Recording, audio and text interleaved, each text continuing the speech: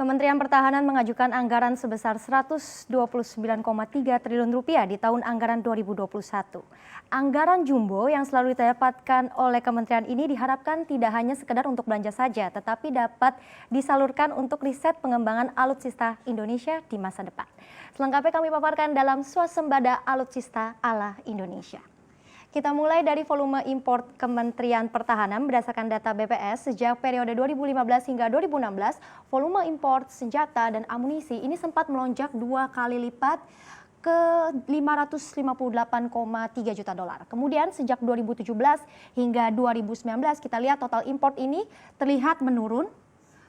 Namun BPS menyebut terjadi peningkatan impor pada periode Desember 2019 dan hanya dalam kuartal pertama 2020 kita lihat nilai impor senjata dan alutsista melampaui total sepanjang periode 2019 di mana terdapat 207,7 juta dolar. Adapun impor tertinggi terjadi pada bulan Maret yang mencapai 181,1 juta dolar atau setara dengan 2,9 triliun rupiah dalam satu bulan. Nah, jika dibandingkan dengan bulan Februari, angka ini meningkat 7.384%, di mana pembelian di bulan Februari hanya menyentuh 2,5 juta dolar.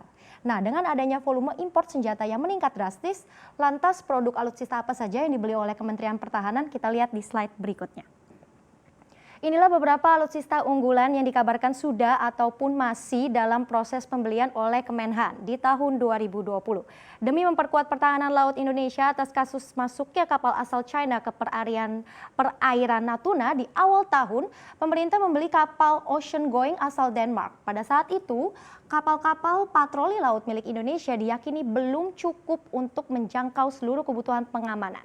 Sehingga pemerintah pun merogoh 4,5 triliun per unit untuk mendapatkan kapal terbaik di abad 21 ini. Kemudian kita lihat memasuki akhir Januari 2020 sebelum munculnya pandemi COVID-19, Menteri Prabowo sempat melakukan kunjungan kerja ke Rusia. Nah, dalam kunjungan itu tersiar kabar terkait rencana pembelian 11 unit pesawat tempur Sukhoi Su-35 senilai 16,5 triliun rupiah. Nah, sebenarnya perjanjian kontrak telah ditandatangani sejak Februari 2018. Namun hingga kini dikabarkan maju mundurnya pembelian Sukhoi Su-35 ini disinyalir karena adanya ancaman dari Amerika yang menerapkan sanksi kepada setiap negara yang membeli alutsista dari Rusia. Meski begitu, kabar terakhir yang kami dapatkan bahwa Duta Besar Rusia Lyudmila Vorobiva mengatakan diskusi rencana pembelian telah dibicarakan oleh kedua negara dan kontrak ini akan segera diimplementasikan. Kemudian alutsista top yang lain kita lihat ini yang kemungkinan akan dibeli berikutnya adalah pesawat angkut militer MV-22 Block C Osprey asal Amerika Serikat. Mengacu dari pengumuman Departemen Luar Negeri Amerika, Kemenhan Indonesia dikabarkan akan memboyong 8 unit pesawat itu dengan total pembelian 2 miliar dolar atau setara dengan 28 triliun rupiah. Namun, hingga kini Kementerian Pertahanan belum mengkonfirmasi secara detail terkait rencana pembelian ini. Dan kita tahu, alutsista bukanlah barang yang murah, terkenal sangat mahal dan bernilai fantastis.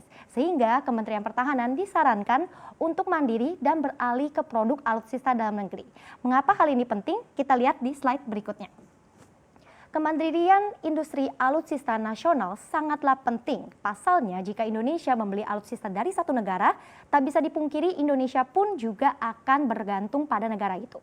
Sejarah seperti ini pernah terjadi ketika hubungan Indonesia dengan Amerika bermasalah pada tahun 95 hingga 2005. Kala itu Indonesia diembargo militer AS. Jadi Amerika menyetop penjualan senjata, menolak pemberian suku cadang. Padahal itu dibutuhkan Indonesia untuk meremajakan pesawat-pesawat TNI yang dibeli dari mereka. Nah, mengapa Indonesia diembargo oleh Amerika? Ini disebabkan oleh tuduhan Amerika pada Indonesia atas pelanggaran hak asasi manusia karena penembakan demonstran di Timor Timur atau yang kini kita kenal dengan Timor Leste pada tahun 91 silam. Alhasil 10 tahun lamanya diembargo Amerika, kekuatan tempur udara Indonesia merosot tajam. Banyak pesawat tempur TNI Angkatan Udara harus di-grounded lantaran tidak mempunyai suku cadang. Embargo membuat pesawat militer kita tidak bisa diterbangkan meski kondisinya baik bahkan tergolong baru. Sehingga sia-sia saja dengan kualitas sebagus itu tetapi tidak bisa digunakan untuk menjaga kedaulatan wilayah. Maka itu sejak beberapa tahun lalu Indonesia terus mengembangkan produk alutsista dalam negeri. Kita lihat. Inilah beberapa alutsista made in Indonesia terbaik, idaman ataupun incaran mancanegara. Pertama ada pesawat CN-235-220, andalan PT Dirgantara Indonesia. Harganya dibanderol hingga 400 miliar rupiah per unitnya. Tidak hanya untuk pesawat angkut militer saja, pesawat tipe ini juga bisa digunakan untuk kebutuhan sipil. Hingga kini pesawat ini sudah diekspor hingga ke berbagai negara seperti Thailand, Senegal, dan Nepal. Selain pesawat, Indonesia juga memiliki kendaraan tempur darat yang juga unggul. Berikut adalah medium tank Harimau dan infanteri 8x8 produksi PT Pindad. Kedua kendaraan tempur ini merupakan kontrak terbesar dari PT Pindad. Kontraknya dikabarkan untuk tank Harimau ini mencapai seharga $135 juta per 18 unit, sedangkan infanteri seharga $82 juta per 23 unit. Nah, tidak hanya udara dan darat, Indonesia juga mampu memproduksi alutsista maritim. Inilah kapal selam Alugoro 405 hasil kerjasama antara PT PAL Indonesia bersama dengan Korea Selatan. Beberapa kecanggihannya antara lain panjang 61,3 meter, kecepatan maksimal saat menyelam 21 knot dan di permukaan hingga 12 knot. Nah, pembangunan Alugoro menjadikan Indonesia satu-satunya negara di ASEAN yang mampu membangun kapal selam. Selain itu, menariknya, biaya yang dihabiskan untuk memproduksi kapal selam Alugoro tergolong efisien, yaitu senilai 1,5 triliun per unitnya. Artinya di sini negara menghemat 50% dibandingkan harus membeli langsung dari Korsel yang mematok harga 10,8 triliun rupiah per 3 unit. Nah, tentunya capaian ini menjadi lembaran baru bagi kemandirian industri alutsista nasional yang tentunya diimpikan oleh semua negara di penjuru dunia. Kini Presiden Jokowi meminta belanja bidang pertahanan tak bisa dianggap sekedar pengeluaran belaka, tetapi juga harus bisa dijadikan investasi jangka panjang. Semoga saja suatu hari nanti mimpi Indonesia mampu mandiri, bersuasembada alutsista bisa menjadi kenyataan.